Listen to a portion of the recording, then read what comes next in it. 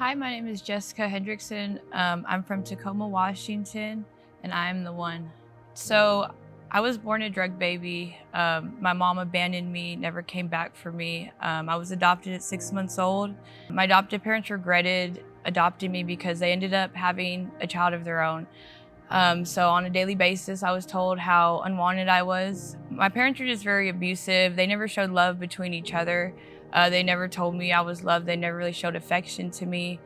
So at the age of 13, I started running away, and so I met a guy, and I started using drugs. By the age of 16, I had been to 6 rehab centers, and what got me clean was I got pregnant at 16, and so I had my oldest daughter, Kalia, um, and it was about 6 years that I had got clean. I had another daughter, but I was in a very abusive relationship with a guy that beat me for 4 years. And I finally got the nerve to leave him when I grabbed my daughters and I ran. My life was starting to come together. Within that process, his mom had called CPS on him for doing drugs. And so CPS took my daughters.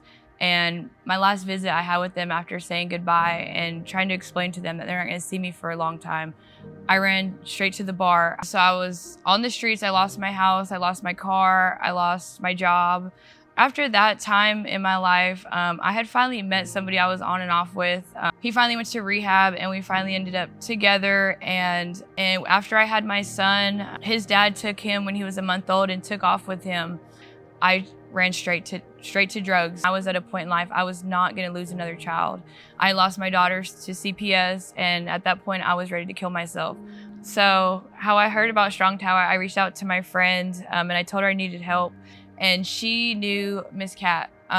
So she called Miss Cat up. So the Holy Spirit spoke to me again and was like, look, if you do not take this opportunity, you're going to burn your bridge. She came and got me 2 hours away, and we came, as we were driving, there's a lot going on in my head, and she had her son with her, and she had me help him with the spelling words. So that's really what helped get me out of my head for the drive to Strong Tower. When I first got here, I didn't like being told what to do. I didn't like not having my phone. I didn't like submitting to authority. So in the beginning, I did get a lot of, hold on. Correction, I guess you would call it. I've learned to run to God with my problems and put my problems at His feet.